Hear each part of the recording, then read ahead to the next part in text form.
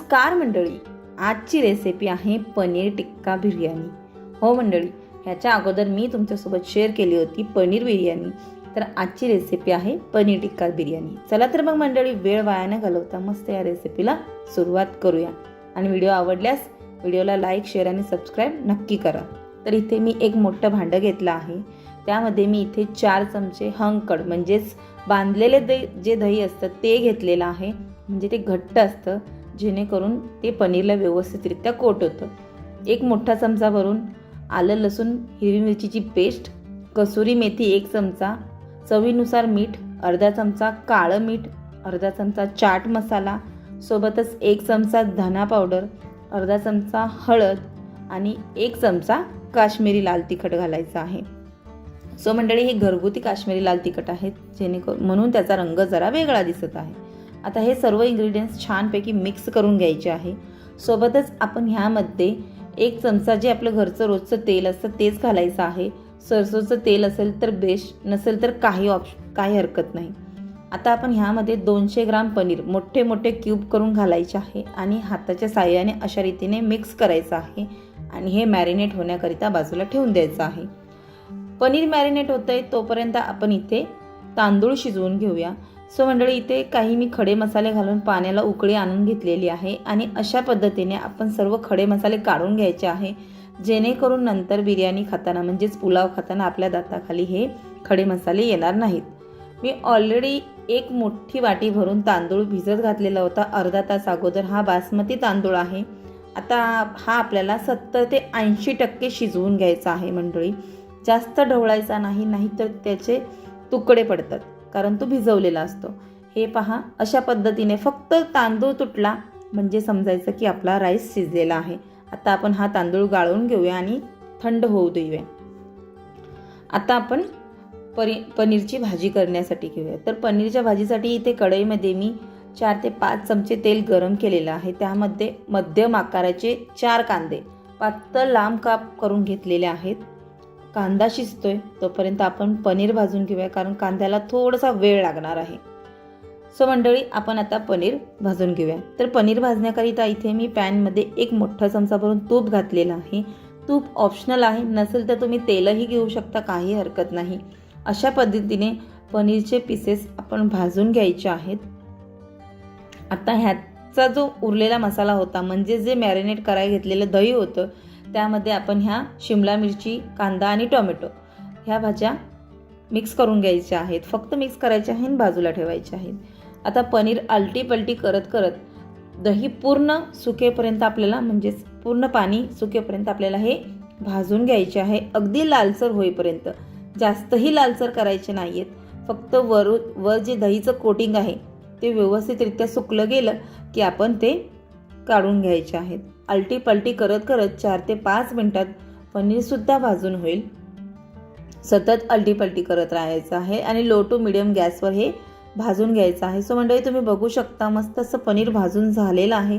आता आपण हे पनीर काढून घेऊया आणि पुन्हा त्याच पॅनमध्ये ज्या भाज्या आपण मॅरिनेट केलेल्या होत्या त्या फक्त सौते करून घ्यायच्या आहे, म्हणजे 1 ते 2 मिनटं परतून घ्यायच्या आहेत, जास्त परतायच्या नाहीत, नंतर त्या राईससोबत शिजल्याच जातील। थोडंसं तेल घालायचं आहे 1 चमचाभर आणि ह्या छानपैकी भाजून घ्यायच्या आहे 1 मिनिटभर, म्हणजेच ह्याचं सुद्धा दही पूर्णपणे सुकेपर्यंत। जास्त काही वेळ लागणार नाही, कारण आपण ह्या भाज्या हाय फ्लेमवरच भाजत आहोत। हे पहा मंडळी, भाज्या सुद्धा भाजून झालेल्या आहेत। आता आपण हे काढून घेऊया। बघूया आता कांदा भाजला आहे की नाही। तर कांदा भाजून झालेला आहे, तर ह्यातील मी थोडासा कांदा बाजूला काढून ठेवलेला आहे।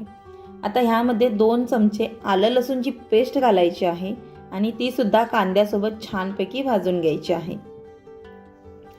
पुन्हा आपण ह्यामध्ये 1 चमचा तूप घालून घ्यायचं आहे आणि 1 मोठ्या टोमॅटोची ह्यामध्ये प्युरे करून आपण ह्यामध्ये घालायची आहे। तुम्हाला जर प्युरे करून नको असेल तर तुम्ही कट करून सुद्धा घालू शकता आणि छानपैकी मिक्स करून घ्यायचं आहे।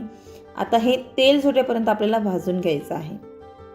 सो मंडळी, इथे मी 1 चमचा काश्मीरी लाल तिखट सुद्धा घातलेला आहे। सो तो व्हिडिओ माझ्याकडून स्किप झालेला होता, पण मी तुम्हाला सांगते, इथे 1 चमचा काश्मीरी लाल तिखट घालायचं आहे आणि ते सुद्धा त्यासोबत भाजून घ्यायचं आहे अगदी तेल सुटेपर्यंत। आता आपण ह्यामध्ये एक मोठा चमचा भरून म्हणजे 1 ते 1.5 चमचा पुलाव मसाला किंवा बिर्याणी मसाला घालून घ्यायचा आहे आणि पुन्हा अर्धा चमचा हळद घालायची आहे, अर्धा चमचा धनेपूड आणि छानपैकी मिक्स करून घ्यायचं आहे. सो मसाले पहिले आपण पनीरमध्ये घातलेच होते, पण ह्यामध्ये थोडेसे कमी घालायचे आहे कारण ऑलरेडी पनीरमध्ये मसाले आहेत. आता हे छानपैकी मिक्स करून घ्यायचं आहे. गॅसची फ्लेम लोच ठेवायची आहे. अगदी थोडंसं ह्यामध्ये पाणी घालायचं आहे. हे पहा, अगदी थोडंसं, जास्त घालायचं नाही आहे. छान अशी ग्रेव्ही तयार होईल अशा पद्धतीने अगदी थोडंसं पाणी घालून घ्यायचं आहे. तुम्ही तुमच्या आवडीनुसार कमी जास्त करू शकता, कारण पाणी कमी घालण्याचं कारण असं की आपण ह्यामध्ये दही घालणार आहोत. तर इथे मी 150 ते 200 ग्राम दही घातलेलं आहे आणि ते सुद्धा छानपैकी मिक्स करून घ्यायचं आहे. सो मंडळी, तुम्ही जेव्हा पनीर टिक्काचं मॅरिनेशन करता त्यासोबत सुद्धा दही केलं तरीसुद्धा काही हरकत नाही. तेच दही पुन्हा ह्यामध्ये घातलं तरीसुद्धा चालेल. आता आपली ही छानपैकी ग्रेव्ही तयार झालेली आहे. आता आपण ह्यामध्ये आपले जे भाजलेले पनीरचे पीसेस होते ते ह्यामध्ये घालून घ्यायचे आहेत. सो मंडळी, ही रेसिपी म्हणजे ही भाजी तुम्ही ॲज अ भाजी चपातीसुद्धा खाऊ शकता. खूप छान अशी अप्रतिम लागते. पनीर आणि भाज्या टाकून झाल्यानंतर छानपैकी मिक्स करून घ्यायचं आहे आणि एक 5 मिनटं असंच शिजू द्यायचं आहे. 5 मिनटानंतर मस्त अशी वरून भरपूर कोथिंबीर घालायची आहे. भाजीतच कोथिंबीर भरपूर अशी घालायची आहे. आणि आता आपण हे बिर्याणीची लेअर करायला घ्यायची आहे. तर बिर्याणीची लेअर करण्याआधी मंडळी आपण यातील अर्धी भाजी बाजूला काढून घ्यायची आहे, कारण आपण बिर्याणीच्या 2 लेअर्स करणार आहोत. सो मंडळी, तुम्ही कमी करणार असाल तर 1 लेअरमध्ये पुरेसे होते. तर अर्धी भाजी बाजूला काढून घेऊया. नंतर जो आपण शिजवलेला राईस होता त्याची 1 लेअर म्हणजेच खाली भाजीची लेअर, वरून राईसची लेअर. अजूनसुद्धा भात गरम आहे म्हणजे तांदूळ गरम आहे, तुम्ही बघू शकता. मी म्हटलं जसं की थोडासा मी कांदा बाजूला काढून घेतलेला आहे. अशा पद्धतीने कांदा, कोथिंबीर आणि पुदिना. पुन्हा वरून अशा पद्धतीने बिर्याणी मसाला स्प्रिंकल करायचा आहे. मंडळी, खूप छान अशी मस्त चव येते. आता जी भाजी काढून घेतलेली होती त्याची लेअर, पुन्हा तांदूळाची लेअर म्हणजेच राईसची लेअर करून घ्यायची आहे. मी म्हटलं जसं की 2 लेअर करणार आहे. थोडासा कांदा उरला होता तो सुद्धा वरून मी घातलेला आहे. अगदी नसेल तर काही हरकत नाही, की बरिस्ता पाहिजेलच असं काही नाही. कोणाला आवडतं, कोणाला आवडत नाही. आता आपण वरून 3 ते 4 चमचे तूप म्हणजे एक तुपाची लेअरच तयार करायची. तुपाने खूप अप्रतिम लागते पनीरची बिर्याणी मंडळी. आता मला स्मोकी फ्लेवर हा बिर्याणीमध्ये खूप आवडतो, म्हणून मी नेहमी स्मोकी फ्लेवर हा बिर्याणीला देतेच. अशा पद्धतीने वाटीमध्ये ठेवून घेते आणि आपण दम बिर्याणी करणार आहोत, म्हणून अशा पद्धतीने साईडला म्हणजेच गव्हाचे पीठ मळून घेतलेलं आहे आणि त्याच्या कडा बनवून घेतलेल्या आहेत.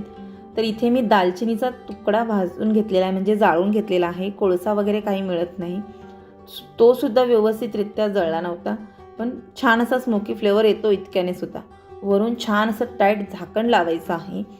10 ते 15 मिनटं मंद आचेवर अशी शिजू द्यायची आहे.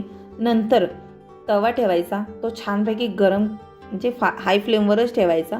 नंतर त्यावर कढई ठेवायची म्हणजे जे भांड्यामध्ये बिर्याणी केलेली असते म्हणजेच पुलाव केलेला असतो तो त्यावर ठेवायचा.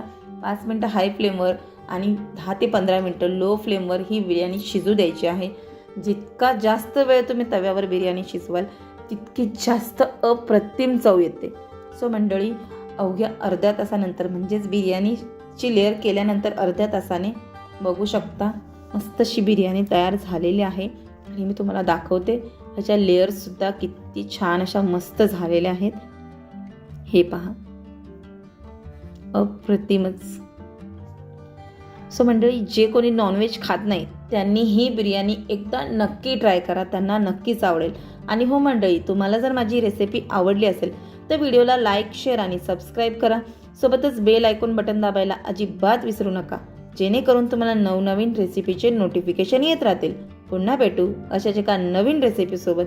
वेळात वेळ काढून तुम्ही माझा पूर्ण व्हिडिओ पाहिल्याबद्दल मनापासून खूप खूप खूप थँक्यू. आणि हो मंडळी, एकदा ही रेसिपी नक्की ट्राय करा, तुम्हाला नक्कीच आवडेल. धन्यवाद.